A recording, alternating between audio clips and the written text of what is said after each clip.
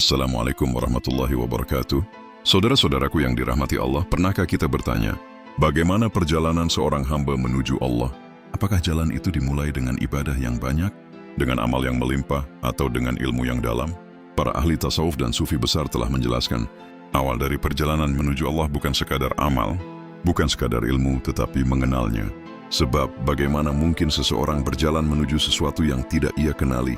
Bagaimana mungkin seorang hamba bisa mencintai Tuhan yang bahkan ia tidak pahami? Ada sebuah kisah, seseorang yang tersesat di tengah gurun. Itu ia harus pergi ke suatu tempat, tetapi ia tidak tahu arah, tidak tahu peta, tidak tahu tujuan dengan jelas. Itulah kondisi manusia yang ingin menuju Allah tetapi tidak mengenalnya.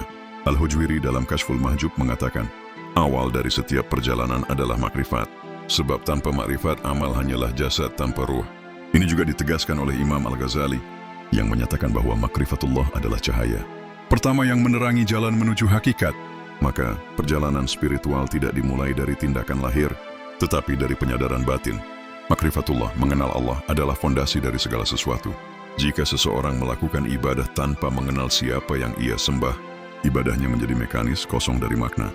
Inilah yang sering ditekankan oleh Ibnu Arabi dalam konsepnya tentang tauhid hakiki, bahwa mengenal Allah bukan hanya dengan akal, tapi dengan seluruh keberadaan kita. Dan sebelum kita masuk lebih dalam ke pembahasan ini, saya ingin mengingatkan agar teman-teman menyimak sampai akhir. Karena kalau kita hanya mengambil setengah, kita bisa salah paham. Kita bisa berpikir bahwa mengenal Allah hanya sekadar tahu nama-namanya, padahal tidak sesederhana itu. Maka jangan lompat-lompat karena setiap bagian akan menyusun pemahaman yang utuh. Dan kalau menurut kalian pembahasan ini penting, ya jangan lupa untuk mendukung dengan like dan subscribe Noiman, agar kita bisa terus berbagi ilmu seperti ini. Makrifatullah bukan hanya soal mengenali sifat-sifat Allah secara teori.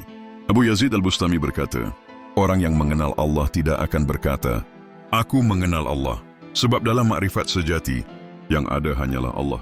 Pernyataan ini menggugah. Artinya makrifatullah bukan tentang menambah informasi, tetapi tentang mengalami kehadirannya secara nyata dalam hati dan jiwa. Bagaimana cara mencapainya? Para sufi besar seperti Al-Junaid, Rabi'ah Al-Adawiyah, dan Abdul Qadir Al-Jailani sepakat bahwa tahapan awal makrifatullah adalah tazkiyatun nafs, penyucian jiwa. Tanpa itu, hati kita terlalu tertutup untuk bisa mengenali Allah. Bayangkan kaca yang dipenuhi debu, apakah kita bisa melihat pantulan wajah kita di sana? Begitu pula hati yang penuh cinta dunia, ego, dan hawa nafsu tidak akan bisa melihat cahaya Allah. Lalu, bagaimana cara membersihkan hati? Al-Junaid mengatakan makrifat itu ada di antara dua sayap, yaitu khauf, takut kepada Allah, dan raja, harapan kepada rahmatnya. Artinya hati harus hidup dalam keseimbangan, tidak terlalu takut hingga putus asa, tapi juga tidak terlalu berharap hingga lalai. Syekh Ibnu Atha'illah dalam hikamnya menambahkan, tidak akan masuk cahaya ke dalam hati yang masih terikat oleh selain Allah. Maka, tugas pertama kita adalah memeriksa, apakah hati kita masih dipenuhi dengan selainnya? Apakah kita lebih sibuk dengan dunia dibanding mencari makna kehadiran Allah dalam kehidupan? Disinilah kita mulai memahami bahwa mengenal Allah bukan sekadar membaca atau menghafal, tetapi mengalami. Seperti seseorang yang membaca tentang manisnya madu, tetapi belum pernah mencicipinya. Ia tahu, tetapi tidak benar-benar mengerti. Begitu pula dengan Allah. Jika kita hanya tahu namanya tanpa merasakan kehadirannya, dalam setiap detik kehidupan, kita belum benar-benar mengenalnya. Dan disinilah letak urgensinya. Makrifatullah bukan hanya awal perjalanan, tetapi juga kunci dari segalanya. Sebab jika kita mengenal Allah, ibadah kita menjadi hidup, doa kita menjadi bermakna, bahkan penderitaan sekalipun terasa sebagai bagian dari kasih-Nya. Itulah yang dikatakan oleh Rabi'ah Al-Adawiyah ketika beliau berdoa, ya Allah, aku tidak menyembah-Mu karena takut neraka atau mengharap surga, tetapi karena aku mengenal-Mu dan mencintai-Mu. Lalu, bagaimana kita bisa mengenal Allah lebih dalam? Nah, kita akan bahas lebih jauh tentang itu. Para sufi mengatakan bahwa ada 3 jalan utama menuju makrifatullah: tafakur, merenung, tadabur, memahami makna, dan tazkiyah, penyucian jiwa. 3 hal ini bukan teori kosong, tapi cara yang nyata untuk membuka hati kita agar bisa melihat Allah dengan mata batin. Mari kita mulai dengan tafakur. Pernahkah kita memandang langit di malam hari, melihat bintang-bintang yang bertebaran, lalu bertanya dalam hati, siapa yang menahan semuanya agar tidak jatuh? Atau pernahkah kita duduk sendirian di waktu-waktu sunyi, lalu tiba-tiba merasa ada sesuatu yang lebih besar dari diri? Kita yang selalu hadir meskipun kita jarang menyadarinya, itu adalah bentuk awal dari tafakur, merenungi tanda-tanda kebesaran Allah. dalam alam semesta dan dalam diri kita sendiri.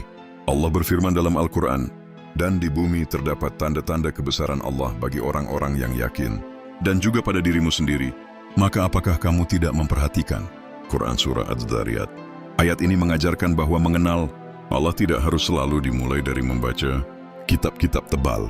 Cukup dengan melihat dunia sekitar dengan kesadaran yang lebih dalam, kita bisa menemukan jejak-jejak kehadirannya. Imam Al-Ghazali pernah berkata, "Siapa yang mengenal dirinya, maka ia akan mengenal Tuhannya."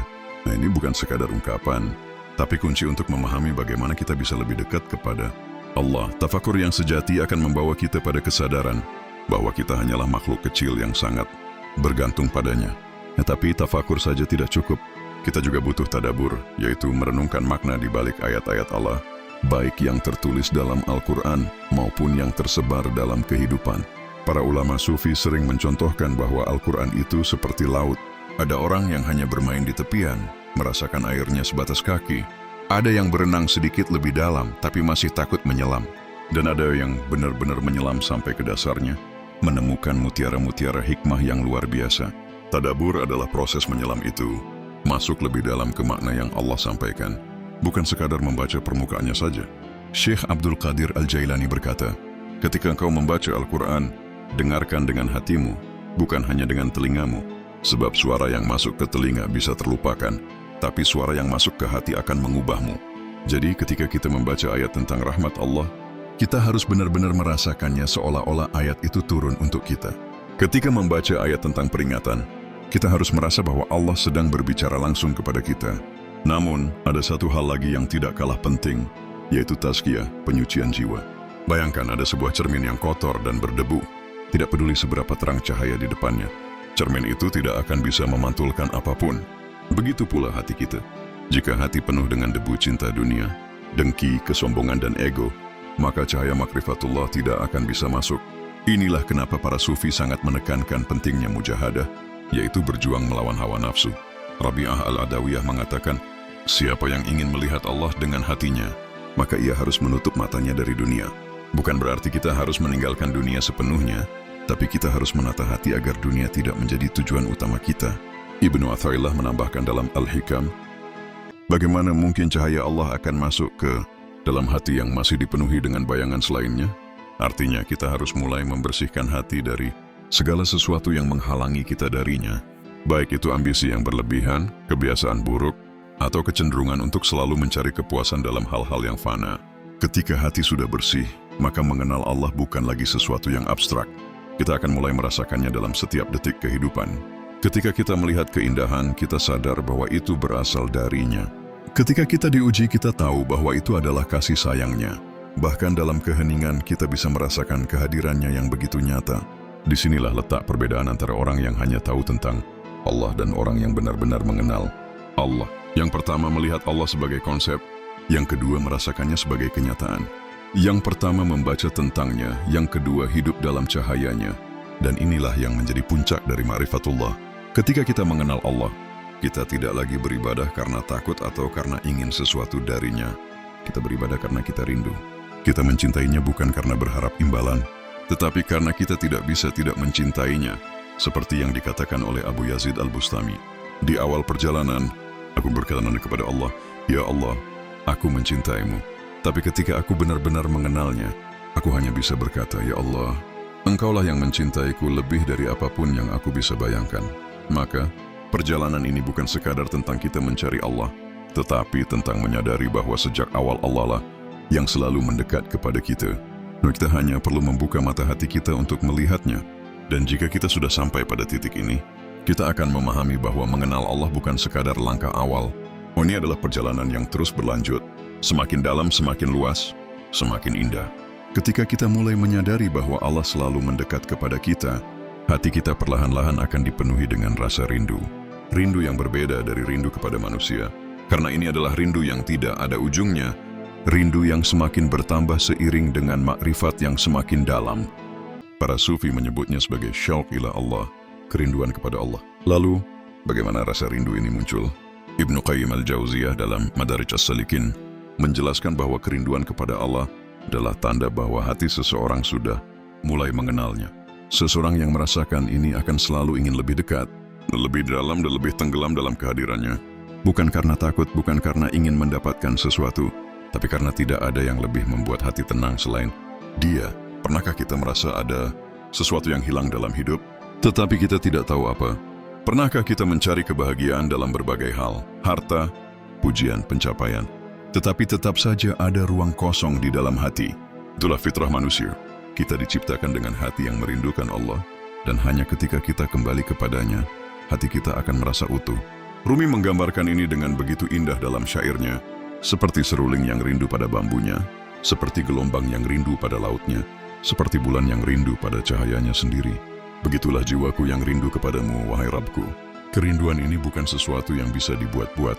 Ia tumbuh dengan sendirinya ketika hati mulai dibersihkan dari hal-hal yang menghalangi cahayanya. Ketika kita mulai melihat bahwa setiap hal yang kita cintai di dunia ini hanyalah bayangan kecil, hari cintanya yang lebih besar.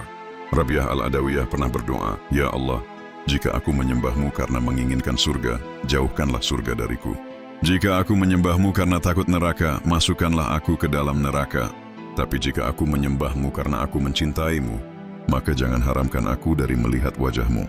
Doa ini bukan berarti surga dan neraka tidak penting, tapi ini adalah puncak ma'rifatullah. Ketika seseorang tidak lagi memikirkan imbalan atau hukuman, tetapi hanya ingin Allah, hanya ingin bersamanya, hanya ingin dekat dengannya. Dan disinilah kita sampai pada pertanyaan paling mendalam dalam perjalanan ini. Bagaimana kita tahu bahwa kita benar-benar telah mengenal Allah? Para sufi memberikan banyak tanda, tetapi ada satu tanda yang paling jelas. Ketika seseorang benar-benar mengenal Allah, ia tidak bisa berpaling darinya. Bukan berarti ia menjadi malaikat yang tidak pernah melakukan kesalahan, tapi setiap kali ia tergelincir, hatinya segera kembali. Setiap kali ia sibuk dengan dunia, ia merasa ada sesuatu yang kurang. Setiap kali ia jauh, ada sesuatu yang menariknya kembali. Al-Junaid pernah berkata, "Siapa yang telah mencicipi ma'rifatullah, ia tidak akan pernah puas dengan selainnya." Ibarat seseorang yang pernah merasakan air murni dari mata air pegunungan, ia tidak akan pernah merasa puas dengan air keruh dari genangan. Hatinya tidak lagi tertarik dengan kesenangan semu karena ia sudah menemukan sumber kebahagiaan yang sejati. Dan ketika seseorang sampai pada tahap ini, hidupnya akan berubah. Ia tidak lagi melihat dunia dengan cara yang sama. Ia tidak lagi merasa takut terhadap kehilangan karena ia tahu bahwa satu-satunya yang benar-benar ia butuhkan tidak akan pernah hilang. Ia tidak lagi terganggu oleh pujian atau hinaan karena ia tahu bahwa satu-satunya yang penting adalah bagaimana Allah melihatnya. Bahkan ketika cobaan datang, ia tidak merasa putus asa. Ia justru melihatnya sebagai bentuk kasih sayang, seperti seorang ibu yang memandikan anaknya dengan air yang sedikit dingin, bukan untuk menyakiti, tetapi untuk membersihkan.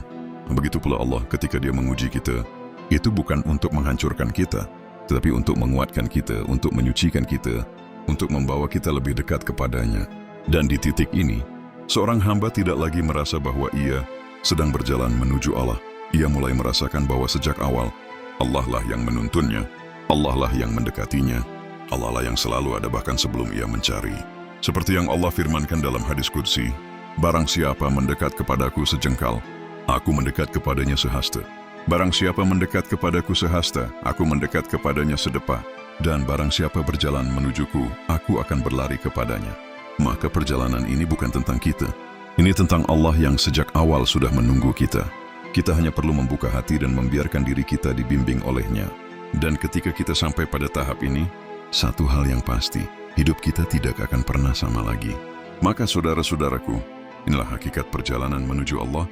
Bukan sekadar tentang kita yang mencarinya, tetapi tentang menyadari bahwa sejak awal, Dialah yang selalu dekat, selalu memanggil, dan selalu menuntun kita kembali kepadanya.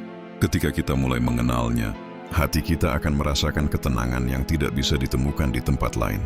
Kita tidak lagi merasa sendirian, tidak lagi takut dengan dunia, tidak lagi terikat dengan hal-hal yang fana. Karena kita tahu, satu-satunya yang benar-benar abadi adalah Dia, dan perjalanan ini belum selesai. Ma'rifatullah bukan tujuan akhir, tetapi awal dari kehidupan yang baru, hidup yang lebih sadar, lebih dalam, lebih bermakna. Maka jangan berhenti di sini. Teruslah mencari, teruslah mendekat, teruslah menyucikan hati, hingga kita bisa merasakan kehadirannya dalam setiap detik hidup kita. Kalau menurut kalian pembahasan ini bermanfaat, jangan lupa untuk like, subscribe Nuaiman, dan share ke teman-teman agar semakin banyak yang bisa memahami dan merasakan keindahan perjalanan ini. Dan kalau ada pertanyaan atau pemikiran, tuliskan di kolom komentar, karena diskusi seperti ini akan semakin memperkaya pemahaman kita. Semoga Allah selalu membimbing langkah kita, membuka hati kita, dan menguatkan kita di jalannya. Salam dari Nuaiman. Wassalamualaikum warahmatullahi wabarakatuh.